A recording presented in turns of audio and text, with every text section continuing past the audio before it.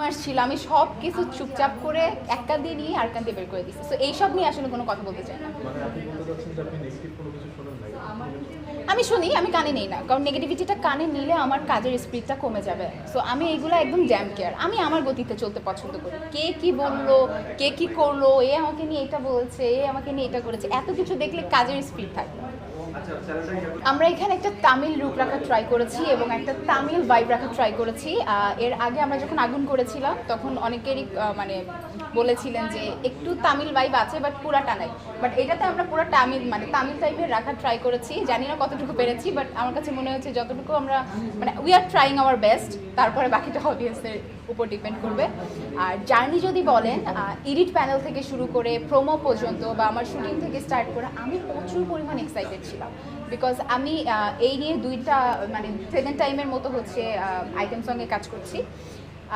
সেই জায়গা থেকে প্রোমো দেখার পর আমার কাছে, আমি এডিট প্যানেলে যে তখন ভিডিওটা দেখেছি তখন থেকে আমার মাথার মধ্যে ঘুরছে এটা কবে পোস্ট হবে, এটা আমার অডিয়েন্সগুলো কবে দেখবে, বা আমাকে যারা লাভ করে, আমার যে লাভার্স আছে, সাপোর্টার্স আছে, তারা কবে দেখবে।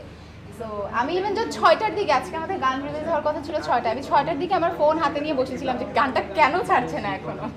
মা ডিসিশন দিলে বলতে পারবো। একদম। আমি একটু বলতে চাই যে আপনাকে আমরা দেখি যে ভালো কমেন্ট করেছে বা অনেক প্রপোজও করছে, অনেক দেখা গেছে যে কমেন্ট করছে নিচে আমাদের তো সেক্ষেত্রে সেই ডিসিশনটাও কি আম্মুর কাছে জিজ্ঞেস করবেন? সেই ডিসিশনটা আম্মুকে মানে আম্মুর কাছ থেকেই নিতে হবে। আর যেই ছেলে আমাকে প্রপোজ করবে তার আগে আমার মাকে কনভিন্স করতে হবে, তারপরে আমার কাছে আসতে হবে। আমি আমার ব্যক্তি জীবন নিয়ে আজকে কোনো কথা বলতে চাচ্ছি না। আজকে ফুল একটা আমরা ফুরফুরা মুডে আছি একদম। আজকে আমরা নাগিন নিয়ে কথা বলতে চাই। নাগিন নিয়ে যত প্রশ্ন আছে করেন। গল্প পাই বরাবরই আমি এটা বলে আসি, ভালো কোনো গল্প যদি পাই অবশ্যই কাজ করব।